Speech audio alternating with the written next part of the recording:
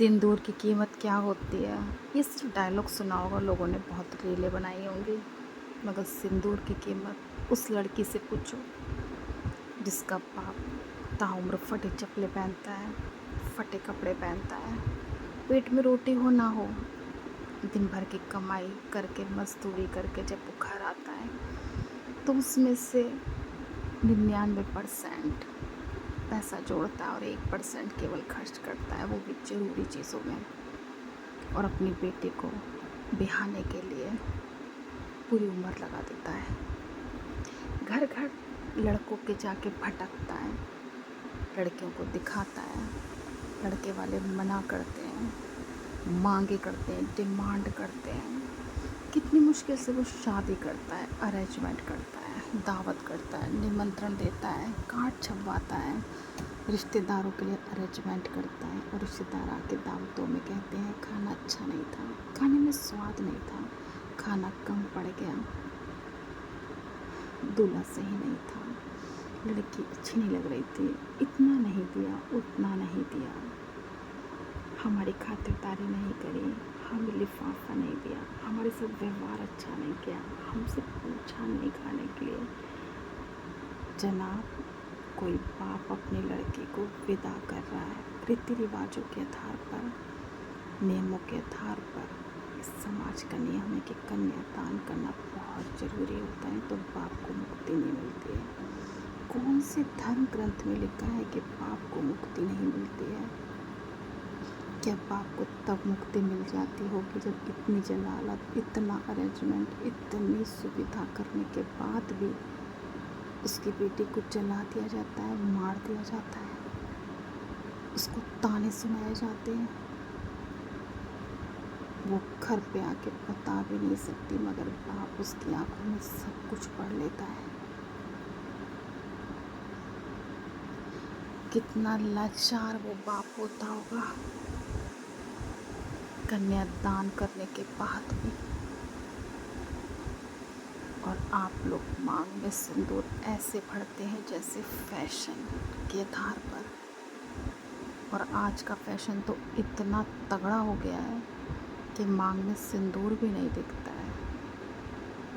जनाब, आप जब सिंदूर भर के लगाती होगी और मैके जाती होगी तो बाप का सीना चौड़ा हो जाता होगा फ़क्र से। और आप जब सिंदूर नहीं लगाती होगी ना, तो आपके ससुराल वालों को फ़र्क पड़े या ना पड़े, उनको सिर्फ आपके काम से फ़र्क पड़ेगा, वंश से फ़र्क पड़ेगा, मगर बाप को ज़रूर फ़र्क पड़ता होगा कि जिस सिंदूर की खातिर मांग में सजाने के लिए मैंने अपना सर्वस्व लगा दिया, वो बेटी आज सिंदूर लगाने के नाम पे ही शर्मिंदा हो रही है कि ये फैशन में नहीं आता है। तो आप ससुराल में बेशक फैशन के आधार पर सिंदूर ना लगाएं, मगर जब मैके जाएं तो भर भर के मांग में, पूरी मांग में भर भर के सिंदूर लगाएं, जिससे बाप का कलेजे को ठंडक मिले। जय श्री कृष्णा, जय श्री राधे राधे। ये बाप की भी गरिमा होती है पति से ज़्यादा, क्योंकि आपकी मांग में सजाने के लिए उसने बहुत ज़्यादा जलालत, बहुत ज़्यादा कुर्बानी, बहुत ज़्यादा तड़प, बहुत ज़्यादा मेहनत, बहुत ज़्यादा खून पसीना लुटाया होता है आपकी मांग में सजाने के लिए। जय श्री कृष्णा, जय श्री राधे राधे। और हाँ, एक बात और अंत में कहना ज़रूरी है, जिन बेटियों की, माँओं की, बहनों की मांग से सिंदूर मिट जाता है, चाहे कारण कोई भी रहा हो, उनसे पूछिए सिंदूर की गरिमा और कीमत।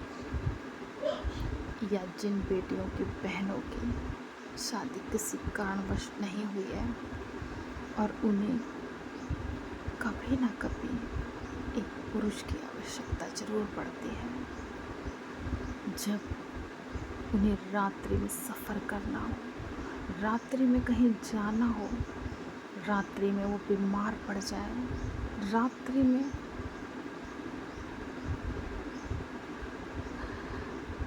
उन्हें कोई काम आन पड़ जाए, तो वो इस वहशी दरिंदे समाज में रात्रि में निकलना, जहाँ लड़की के लिए, औरत के लिए, माँ बहन के लिए, पति के साथ भी निकलना जुर्म को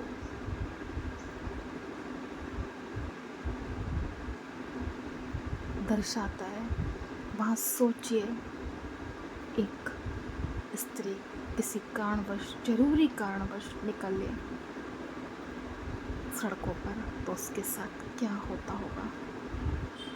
तब उसे एक पुरुष की जरूरत पड़ती है। उससे पूछिए। और आप लोग सिंदूर के नाम पे थोड़ी सी मांग भर लेते हैं, दिखाने के लिए कि फैशन के आधार पर कि सिंदूर क्या कीमत रखता है, क्या दर्शाएगा, क्या जताएगा। 6 फुट का आदमी तुम्हारे साथ ही चल रहा है ना? नहीं जनाब, वो आपके पिता की गरिमा को दर्शाता है। बात कड़वी है मगर एकदम सच्ची है। और अगर सच्ची ना लगे तो जाइए अपने पिता के सामने ये प्रश्न रखिएगा और पूछिएगा, क्या सही है, क्या गलत। या उन लाचार बहनों से पूछिए, बेटियों से पूछिए, उन बेवाओं से पूछिए जिनका सुहाग किसी न किसी कारणवश उनसे छिन गया हो। कितनी पीड़ा, कितनी तड़प होती है। तब आपको पता चलेगा इसकी गरिमा। केवल त्योहारों पर, ओकेशन पर रील बनाने के लिए या सुंदर दिखने के लिए सिंदूर का इस्तेमाल मत करिए। ये गहनों की तरह, आभूषणों की तरह, ये सबसे अनमोल आभूषण है। जय श्री कृष्णा, जय श्री राधे राधे।